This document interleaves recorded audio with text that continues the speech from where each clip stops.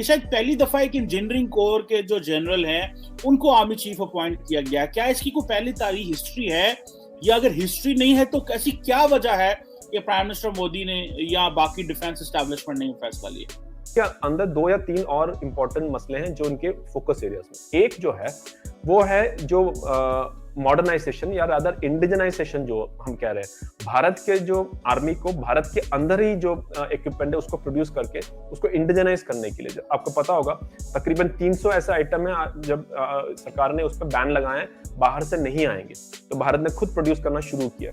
That is a big thing. Second is theatrisation, जिसके बारे में भी आपने शायद सुना होगा। हम लोग काफी चेंजेस कर रहे हैं कि 4 या 5 कमांड, अभी तक क्लियर अभी नहीं हुआ है, कोई लोग 4 बोल रहे हैं कि 2 जो लैंड कमांड है, एक एयर और एक मैरीटाइम कमांड, तो उसके ऊपर एक फाइनल जो है मेरे ख्याल से जनरल पांडे के साहब के टाइम पे वो एक फाइनलाइजेशन होगा, तो उसका भी एक बहुत बड़ा मसला है। तो मैं ये चाहता हूँ ये सब चीजें जो है इनके फोकस एरियाज में रहेंगे, और बाकी जैसे आपने बोला infrastructure, that is just a part of it, एक छोटा सा और अहम इंपॉर्टेंट पार्ट है। बट ओवरऑल मेरा as a chief of Indian army कि उनका जो पर्सपेक्टिव है इन सभी चीजों पर ध्यान देने वाली बात है। देखिए, आप आज के दौर में जब आप 2022 में बैठे हुए हैं तो जारी बात है इंडिया ने एक अपनी असेसमेंट की हुई है कि जी चाइना हमारे लिए मेन थ्रेट है, या पाकिस्तान हमारे लिए सेकेंडरी थ्रेट है, या पाकिस्तान प्राइमरी है, या चाइना सेकेंडरी है। तो आप क्या समझते हैं कि जनरल पांडे जो हैं वो इतनी बड़ी फौज को जो है वो हैंडल कर सकते हैं, जबकि वो इंजीनियरिंग कोर्स से आएंगे? तो क्या जो बाकी कैडर्स हैं, जैसे आपने आर्टिलरी बताया या बाकी बताया, क्या वो इनको एक्सेप्ट करेंगे, ऑन करेंगे, या कि इनको समझेंगे कि ये देखें प्राइम मिनिस्टर मोदी ने basically out of the blue एक बंदा लगा दिया है जो उस तरह उनका होल्ड नहीं होगा फौज के ऊपर? या फिर एक मुझे बहुत सारे लोगों से ये भी तासुर मिला है, इंडिया से ही कुछ लोगों को सुना और पढ़ा कि शायद नरेंद्र मोदी साहब एक कमजोर बंदे को लगाना चाह रहे थे ताकि वो अपनी मर्जी के फैसले करा सके। तो इसमें भी जरा काइंडली थोड़ा हमें हेल्प कीजिएगा अंडरस्टैंड। देखिए, इसमें कोई बात नहीं है कि कोई सबसे पहली बात मैंने आपको जनरल पांडे के बारे में बताया कि सबसे काबिल ऑफिसर है, सीनियरिटी के तौर पे सबसे काबिल है, मेरिट के हिसाब से देखिए उन्होंने अपना जो कमांड स्टाफ कॉलेज किया है वो कैम्बरली से किया है। जो कैम्बरली होते हैं वो सबसे टॉप मोस्ट ऑफिसर जाते हैं वहां करने के लिए। उसके बाद जैसे मैंने आपको बताया उन्होंने ब्रिगेड कमांड की है लाइन ऑफ कंट्रोल पे, पाकिस्तान के जो लाइन ऑफ कंट्रोल है वहां पर किया है, और जो उनकी पलटन की कमांड भी तब भी पराक्रम के टाइम पे ऑपरेशंस के दौरान किया था उन्होंने। और जहां तक उनकी जो मैं बता डिवीजन, वो भी कारगिल एरिया में उन्होंने एक्चुअल जो ऑपरेशन जहां हो रहे थे वहां पर किया है।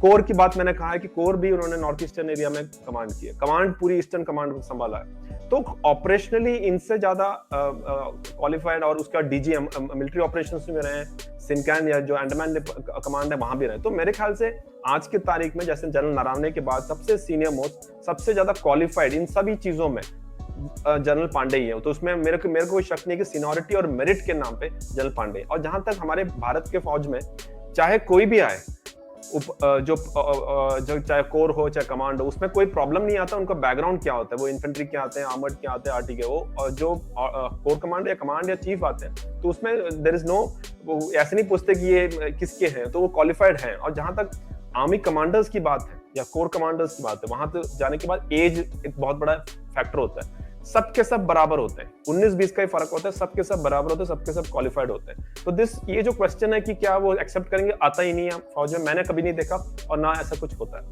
लेकिन इसमें कोई शक नहीं है, मैं तो देखिए इसमें बड़ी बात कर चुका हूँ कि इंडिया के अंदर जो पॉलिटिकल स्टेबिलिटी है, और ये देखिए ये बात भी तो हमें नजर आती है कि उससे इंडिया को कितना फायदा हो रहा है आज इकोनॉमिकली, जी, पॉलिटिकली, ग्लोबली, बहुत सारे उसके ऊपर मैं बात करता रहता हूँ और मैं थोड़ी समझ की कोशिश करता रहता हूँ इंडिया में क्या हो रहा है। ऑन दी अदर हैंड हमारे देखिए ना प्रॉब्लम्स हैं वो जो मानने चाहिए, जैसे कि मिसाल के तौर पर पिछले 10 साल में 2 वजीर आजम आने चाहिए, हमारे 4-5 वजीर आजम आ गए।